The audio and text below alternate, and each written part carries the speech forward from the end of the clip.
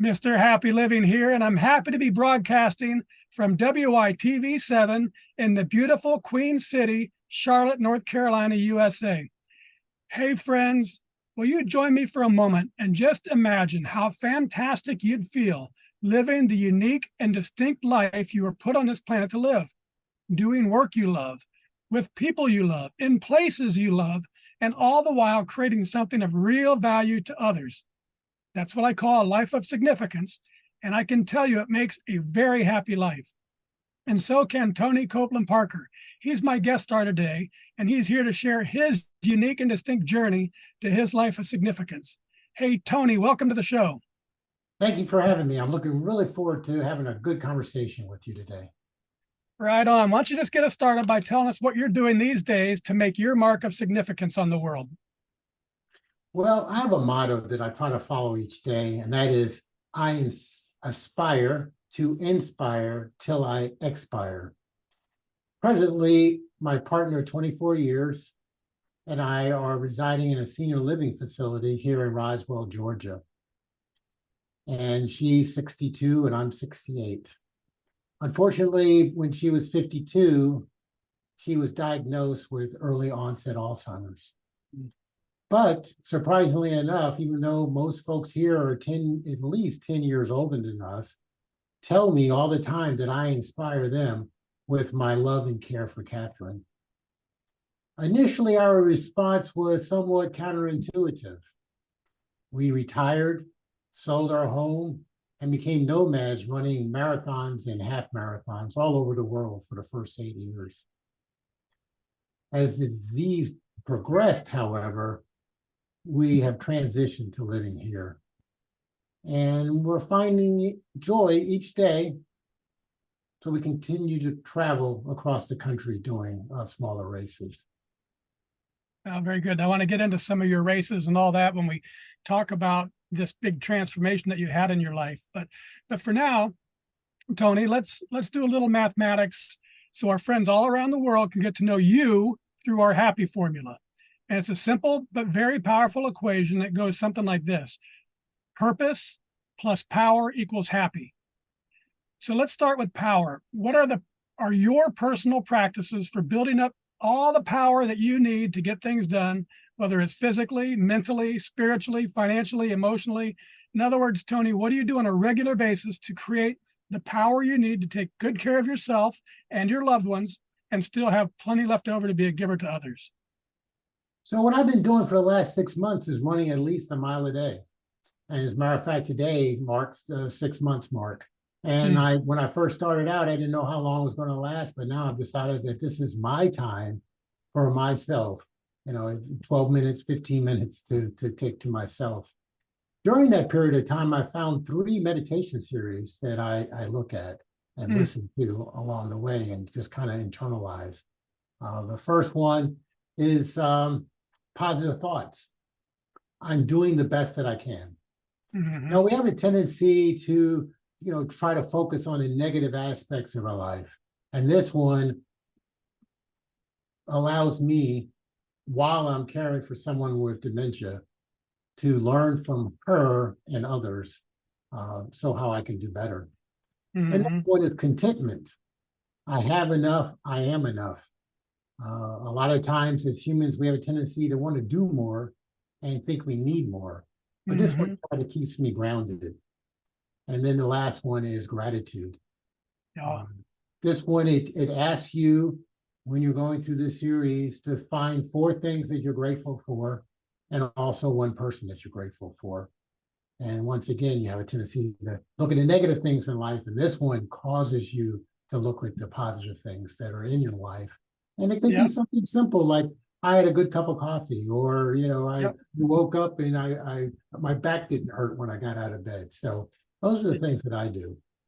Yeah, I recently saw on a chalkboard behind a bar in a brewery, it said, the days that my gratitude is higher than my expectations, those are really good days. Right. I ran across a quote, and that is, gratitude is the closest thing to beauty manifested in emotion. I like it. I like it. Yeah. All right, Tony, let's dive into my favorite power generating concept. It's called a Kaizen state of mind. And it's this beautiful Japanese idea that small incremental improvements add up over time to yield great big results. And I love it, Tony, because it's based on mindset, not circumstance. Kaizening life is knowing there's always something I can do better today, better tomorrow than today. And it creates this optimistic, gentle, but powerful and continuous uplifting of my life day after day after day. So, Tony, how does Kaizening your life help you increase your personal power to continuously become more so you can continuously give more? Well, what I try to do is I try to keep my eye on the horizon and take each day one day at a time, or for me, one footstep at a time. I learn from my missteps. I want to keep with that analogy going, and then I try to take those and be better in the future. I also, in turn, focus on what went right each day, and then try to take those wins and do better the next day. You know, the whole idea of continual progress and contrast it with aging or with decline, as in the case of Alzheimer's and other illnesses. I've been working with a group recently and came up with this idea that, you know, with effort, we may not get everything we want, but it'll be better than it otherwise would have been without the effort. Right. Can you talk to us a little bit about that?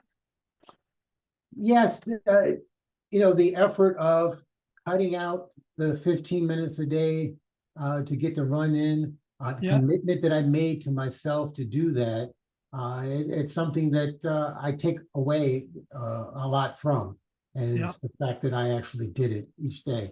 Now, the thing is that I'm the only one that knows that I did it. It's not like I'm going out to the world and shouting on the top of a rooftop that the fact that I accomplished this. So this is really good for me. And also it gives me, during these meditations, gives me opportunities to kind of get into a really good mindset for the rest of the day. Yeah. Yeah, very good. Okay, now let's move on to purpose. That's the second element of our happy formula. And Tony, I've observed that major life transformations or discovery of purpose often come from devastation, addiction, abuse, disease, death, disaster. Something awful strips a life to its core, resulting in some great big change. However, in my book, Turning Inspiration into Action, I share the transformational process that I've used to discover my purpose using inspiration. So how about you, Tony? Was there a specific moment or event or crisis or inspiration that revealed to you the purpose you were meant to live? Well, I was a commercial management pilot for 27 years. I had to go in and get a routine physical every 6 months, and my flight surgeon was listening to my heart, and he says, "Oh, do you know that you have a heart murmur?" I did not know that at the time, but what was happening was my aortic valve was starting to regurgitate, wasn't closing properly. So in 2014, I had open heart surgery to replace a leaking aortic valve. Now, some would think that's, you know, that's major, but at the same time, Catherine was diagnosed for early onset Alzheimer's. So what I did was, instead of focusing on me, I went ahead and tried to come up with to handle her disease as a team effort and try to come up with the best thing for us to do moving forward. I wrote about our experiences because they say writing is really good for you. So I wrote to a journal, and then in turn, I took those writings and wrote a book about our experiences over those 8 years. And then also I still write to a blog, and I try to inspire others with my writings for people that are going down the same road as I.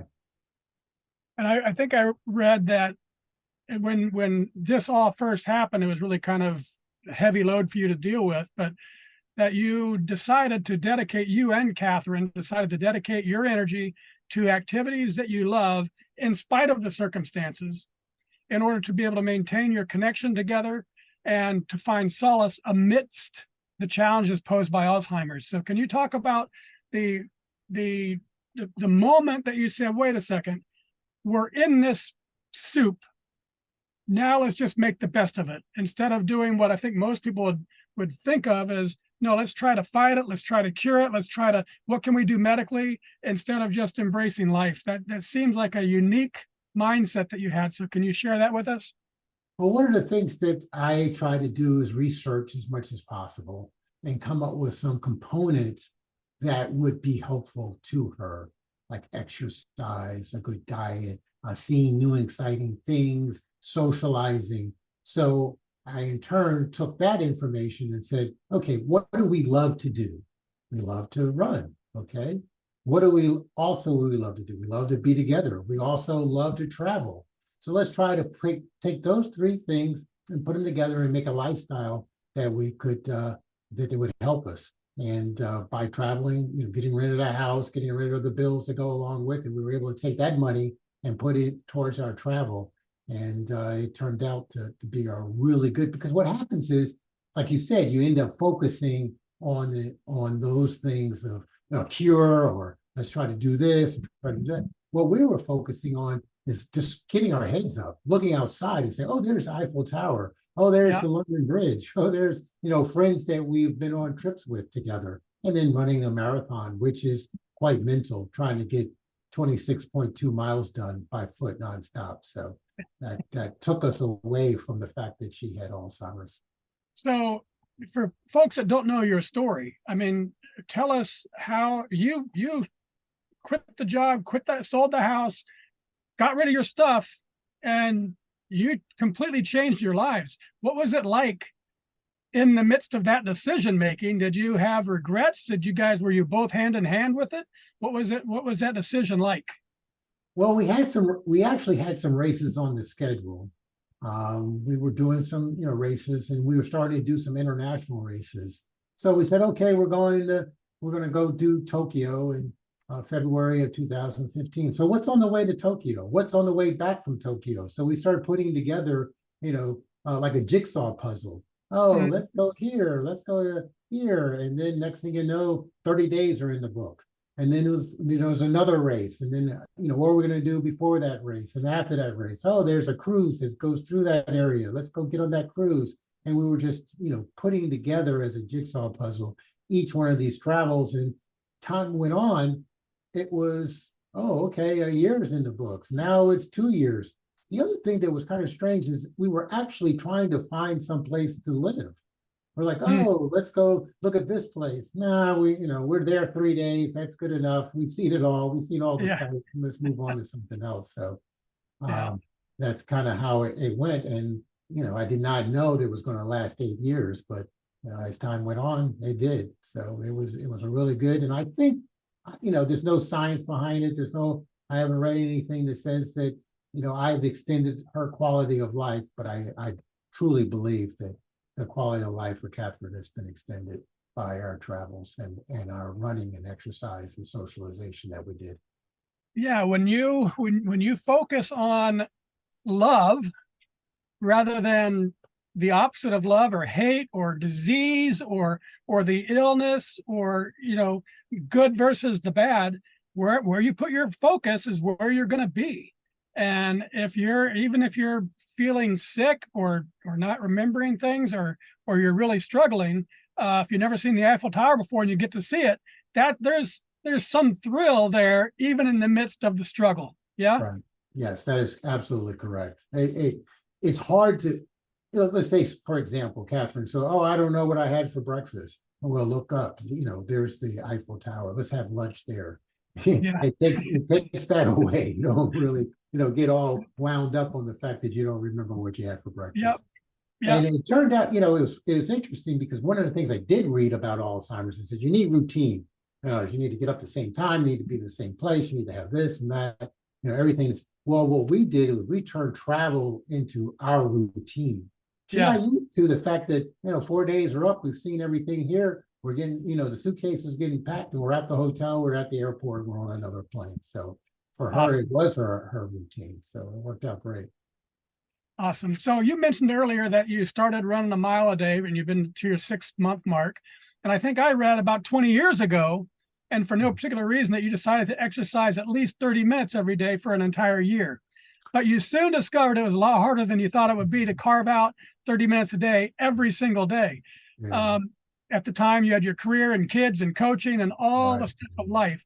So I'd like you to tell us about that night when you started your exercise routine around 11:30 p.m. and you continued until 12:30 a.m. the next morning, just so you could check off both days accomplished. And then I want you to share with us the importance of stick-to-itiveness in creating happiness and joy in your life. Why is that important? Well, I believe that what ended up happening is a lot of that has to do with my career.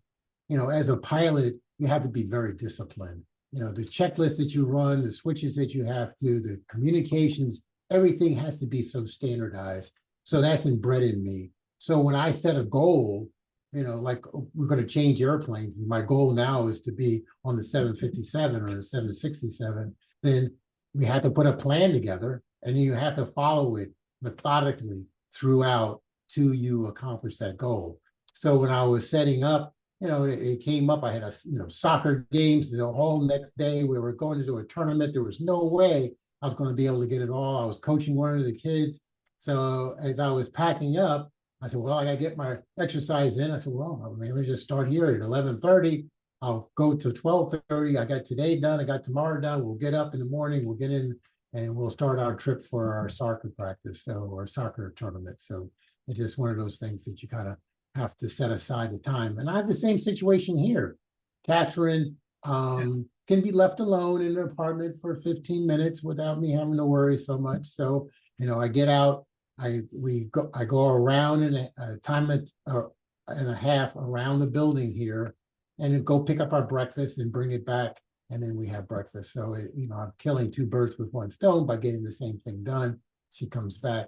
And on days that there's somebody here to help out, then I get more mileage in. Yeah, and so what is it that you get from finishing it? I understand it. I want you to try to explain it to our office. I remember, sometimes I'm trying to get my 10,000 steps and I'm about 150 short. I'll just walk around my bedroom until I click those steps off, and then I feel better and I go to bed. So what is it about, it's as you said, it's in private. You didn't have to do that second day's workout. You still would have got your 30 minutes in. What do you get from going that extra mile for your own personal goals? I think it's a matter of accountability. I've set a goal and I'm going to hold myself accountable for it. There's nobody looking down to make sure that I did it, but it's an accountability on my part. And it's just like anything else in terms of me, training for an airplane. My accountability. Did I study overnight? Did I perform, adequately in the simulator? Did I perform adequately in the airplane? And the other thing with flying airplanes is that, there's a lot of risk involved in it. So you want to make sure that you do it properly. So I have that instilled in me from the very beginning. Very good. Wonderful, Tony. Well, let's take a commercial break for our sponsor to spread a little love with our audience. Happy is an intentional and lifelong journey, but it's hard to change and grow towards higher levels of happy without knowing where you're starting from. Our happy quiz puts a starting pin on the map to your happy living and provides additional guidance and motivation along the way. Just go to happyliving.com and take the happy quiz to get started on your road to happy.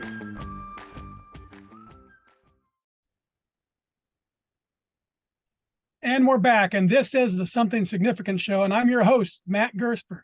And my special guest star today is Tony Copland Parker.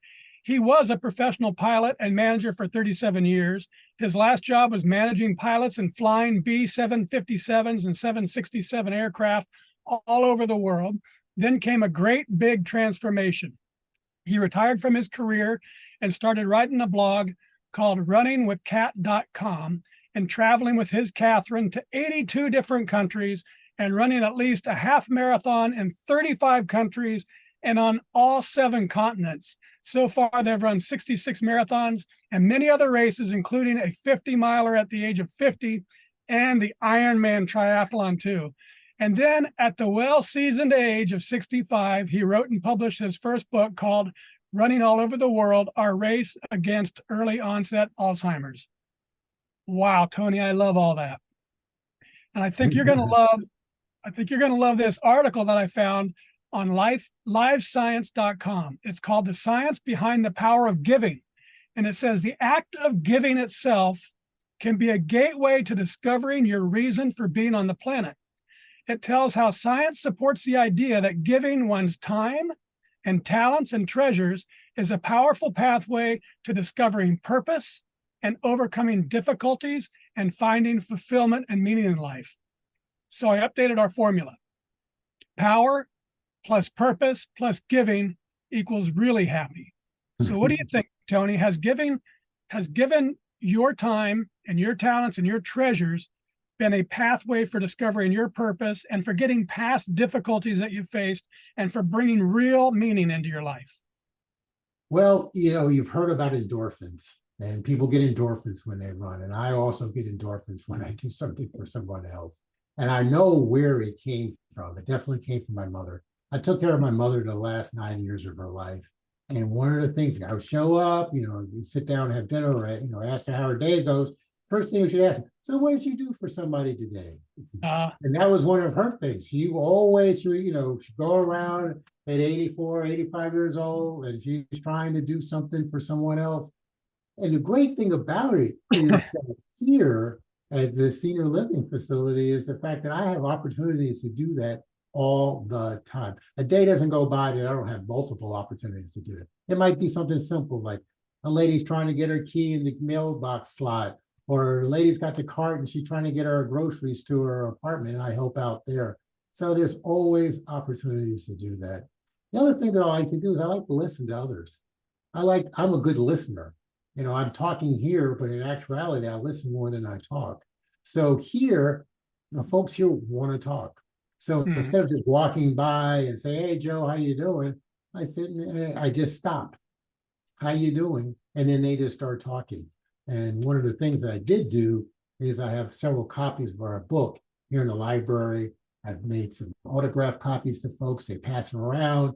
There's some folks that are signed up to my blog. So we have plenty of opportunities and things to talk about as the day goes on. So I really enjoy it. It's very, very meaningful to me. I'm getting my endorphin hit, when I do my mile in the morning, and then also all day long while I'm here. Yeah, it's funny you mentioned endorphins. The article talks about it's a good feeling, but it also takes you towards your purpose. And I think maybe you can give us just a minute or two on the idea of how endorphins are triggering that thing, which is your purpose, right? You may get, your endorphins might surge from giving. Somebody else's endorphins might surge from, fixing an engine or playing music. Can you talk about how there's a connection between how you feel and what your purpose is? Well, my purpose in life is to help others. I truly, truly believe that, because Catherine was diagnosed. We were together as partners, and I tell her all the time, I'm the perfect partner for you, because that is my purpose, is to help you. My mother taught me that when I was caring for her. She made sure that I understood that was what I was supposed to be doing.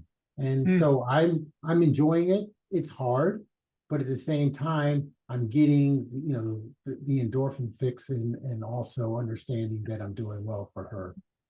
Yeah. And so the science tells us that helping, as you say, helping others helps bring real meaning to your life, to our lives. And I couldn't agree more. I just love it's that feeling that comes from our fourth element of significance, doing work that creates value to others or helping others. Because the magic of life comes not from getting more, but from giving more. But there's something more to it than that, Tony. It's not just the giving that's magical. What I've been discovering is it's when you're giving from living in your purpose. That's where you find the real magic.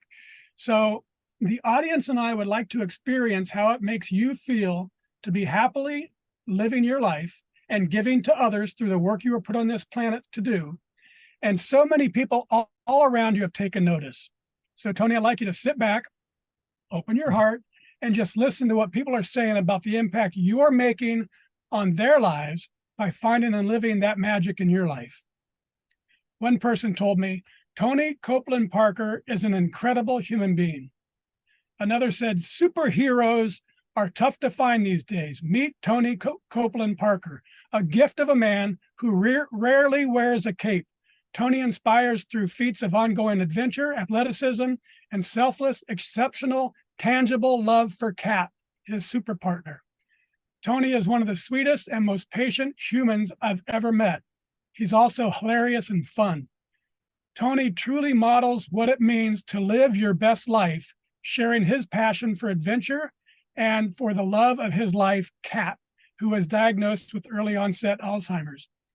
I do not exaggerate when I say that they, Tony and Kat, may be the most inspiring couple I have ever had the joy of knowing. Another one, Tony lifts everyone's spirit in his presence. Another, a true gentleman is the best way to describe him. One of the first things I noticed about Tony, besides his grand stature and wonderfully white afro, was his dedication and attention to Kat. He always made sure she was comfortable and happy. Another said he's a tireless advocate to make change by sharing their experience with others. What a human, an amazing individual, always upbeat, ready for the next challenge, quick with a laugh and quick with a good story too. Easygoing, friendly and generous, easy to engage, caring and compassionate.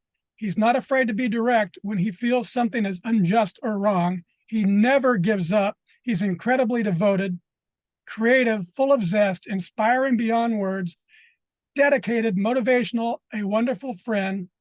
He never fails to reach out to others in need. If he's your friend, you are family to him, and he'll support you in any way he possibly can. He is exactly who and what he says. He's one of the people I consider a true friend. A person recalled from 8 years ago, I met Tony and Kat at the Dublin Marathon. I was in awe of both of them right away from the get-go. Tony's devotion to Kat and her needs has moved me like nothing else. The way they always cross the finish line holding hands, and now him pushing her in the Catmobile is amazing. Tony embraces his future with Kat with dignity and love. It's nice to be around a couple who constantly remind you of what love should be. I've rarely seen someone with such commitment and love to another human being. His loving and tireless care of his Catherine amazes me. And finally, one says, watching Tony has renewed my faith in love and commitment.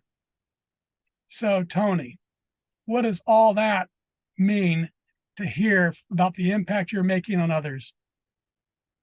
Well, my mother is very happy. She passed away, but I know that she's looking down and she's smiling, knowing that she was successful in getting me to, as I said earlier, to aspire to inspire till I expire. And so far, it sounds like I'm doing a pretty darn good job. So I'm very, very happy that I'm able to inspire others as they go about their lives and they look to me to say, this is what I want to do when faced with something like this. Because everyone has a story. Everyone has a challenge coming up. They might not have that challenge today, but they can take what they've seen and what they've read and move forward and hold on to it. And hopefully it will help them. And that's one of the reasons why I write to my blog. It's one of the reasons why I wrote my book, is so that folks could have this information moving forward. So thank you very much. That was a surprise. I did not know, but I was able to keep it together. Very good. And that's what this show is all about. It's finding that magic in each of our lives. It's available for each of us. That's what I believe. And it comes from this great big happy circle. Giving your time and talents and treasures is a powerful pathway for discovering your purpose. And giving from living in your purpose brings a profound joy to your life and to the lives of those around you too. So giving leads to purpose, and giving from purpose leads to joy. So to more properly capture the exponential power of our happy formula, Tony, I'm going to tweak it just a little bit more. Power times purpose times giving equals happy to the third power. And that's really, truly, deeply happy. Does that sound about right to you? That sounds about right to me. Absolutely. Yes. Very good. I had a situation come up here recently where I was trying to figure out how happy Catherine is. I started doing some research and it's like, oh yeah, in this, 7 stages of Alzheimer's, where she settled in on stage 6, it always talks about what they can't do, but Mm, it never talks about how they feel. yeah. And so what I did was I decided upon myself that she's pretty happy. I look at her and she's giving hugs to folks and she's laughing and she, yeah, she has problems. She has things that she can't do, but internally she's pretty happy. So what I end up doing is I'm saying to myself, how is she so happy? It's because of the things that I do for her, that how I have her, where I have her, this setup that I have with people coming in and helping me, so that Yeah. I'm not all worn out every day trying to do it all myself. So Yeah. then I have contentment in the fact that I'm doing something for her that makes her happy.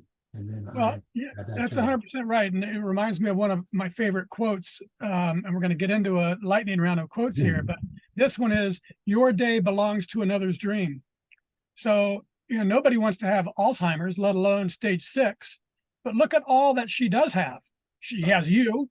You right. guys you have enough means that you can be in an assisted living facility. There are so many people that would trade places to have that much love in their life. And so it's a matter of what we talked about before. Where are you putting your energy? And I love the idea that you're saying, wait a second, let's see where is her happiness and where is her joy? And to be able to hug somebody every day is a pretty cool thing. Yep, absolutely, absolutely. Very And good. as always, she has some good days, she has some not so good days, but we Yeah. take those not so good days, and that's what I call them, not so good days, Yeah. as opposed to a bad day. And then Yeah. we Very just put good. them aside. And as we go to bed every night, I say to her, today was a good day. We had a good Good. Well, that's a perfect lead in to our lightning round because words okay, have power, right? right. Choosing the right words. And I love the power of certain quotes to change lives. So I'm going to read a few of my favorite, Tony, and have you tell us what they mean to you. Give us the first thing that comes to your mind because we call this Okay. a lightning round. Okay. Here we go. From Johan Johansson. He said, find the thing you do well and do it again and again for the rest of your life. I actually have that quote in my book. It's interesting because that is one of the things that we try to do every day. What do we enjoy doing? We enjoy traveling. We enjoy running races together. We enjoy crossing the finish line together. So we do it day in and day out. Absolutely. Very good. This one, the author's unknown to me. Maybe you know who he is, but some smart person once said, never blame someone else for the road you're on. That's your own asphalt. Spelled ASPHALT, asphalt. Now you got that from me. I What's had that that mean? on, I had that on my Facebook. I found it somewhere and that's a true statement. Yeah, the Yeah. road that you pick, and I talk about this to people all the time. Every day you can make a left turn or a right turn. And you can't go back and say, no, I didn't like the way the right turn went, and now I want to go left. No, now you're at another intersection. So you end up where you end up because of what you did every day, the decisions Yeah. you made. So yeah, that's good. Yeah, I like that. I did get it right from your page. Okay, this is from William Carey. He said, I'm not afraid of failure. I'm afraid of succeeding at things that don't matter. Well, what brings to mind in that case is the fact that I don't want to ever regret not doing something. I don't want to say, oh, I wish I had done, I wish I had done that. So one of the things we do is when there's a choice to do something, we say, yeah, I want to do that. I Mhm. always wanted to do that. Today is a good day to go ahead and get it done, as opposed to Yep. say, oh, I'll do it next week. And I have a whole section in my book about, folks that say, oh, I'll retire one day and I'll do this. I'm saving up for Mhm. this, I'm saving up for that. We don't know how long we're going to be on this earth. Right. Let's just go ahead and just do what we want to do when we can do it. Yep. That's it. This is from Lao Tzu. He said, being loved, no, being deeply loved by someone gives you strength, while loving someone deeply gives you courage. Well, what what I get from that is the fact that folks have a hard time doing the latter because it takes a lot of courage to do that. And we have a tendency not to take that step to do that. And I do. I absolutely every day. This is from Mary Oliver. She said, tell me, what is it you plan to do with your one wild and precious life? Well, I have behind me is some pictures of Catherine and I through the years. And in the center of it, there's a quote that it talks about, I don't plan on leaving this earth in a well-preserved body. I plan on sliding in, dust is all going, and say, hey, what a heck of a ride. So that's my purpose. Leave it on the field, right? Yes, absolutely. Okay, and finally, Tony, this is a show anchor from Goth. You talked about it earlier, but I'll give it to you in full. Whatever you can do or dream you can do, begin it. Boldness has genius, power, and magic in it. Begin it now. Well, it goes back to what I was saying earlier is the fact we don't know how long we're going to be on this earth. And I try not to, you have genes. You say, oh yeah, my dad lived to 94, my mom lived to 89. So probably, oh, I had heart surgery. Did I get more time or less time? Oh, she has Alzheimer's. Is she going to have more time or less time? We have no way of knowing. So each day, just get up, give it your all, put the one foot in front of the other and enjoy life as much as you can. So that's what we try to do. Very good. Okay, folks, now it's your chance to be a giver too. If you can hear my voice and you were inspired by today's show with Tony Copland Parker, won't you please share a little love with our amazing broadcast team by giving what you can to WITV7. They're a 501c3 charity on a mission to educate, empower, and encourage. They do good works with your kindness. Tony, I love that you're openly sharing very intimate life challenges with others in order to show them that it's possible to live a life of joy, even with Alzheimer's. And I admire how you and Catherine have dedicated your energy to activities you love as your solution to maintaining your connection with each other and to finding solace and peace amidst the extraordinary challenges posed by Alzheimer's. And I'm super happy that you've shared your loving and indomitable spirit on our show today. Will you please take a minute or two and share any parting remarks you'd like to leave with our audience? Yes, as we get older and retire, couples have a tendency to live somewhat separate lives. We did that when we were in the job market. He would go and she would go to one job or the other. And then when you retire, you have a tendency to continue to do that. Maybe she or he would play bridge, or he or she would go play golf. What I suggest is you find something that you love to do together and do it together for as long as you can, because we have no idea how long we're going to be on this earth. Very good. All right. I also want to thank WITV7 for hosting and promoting our show so we can keep interviewing inspiring guest stars like Tony and reaching folks just like you ready to create your own extraordinary lives. And most especially, thank you, viewers and listeners. You'll find links to websites and social media and all things Tony Copland Parker. Find him, friend him, read his blog, and buy his book, Running All Over the World. It's at runningwithcat.com. That's runningwithcat.com. One more time, runningwithcat.com. From me to you, dear friends, I love you and I want you to be really, truly, deeply happy too. So go to happyliving.com right now and take our happy quiz, because measuring your happy helps you focus attention on it, and focusing attention on it attracts change and learning and improvement, all to flow right into your life. And once you take the quiz, and it only takes a minute, then please give some thought about what we can do together, you and me, to improve the happy of your world, one person at a time. Till next time, I'm Matt Gersper. You are awesome. And this is the Something Significant Show.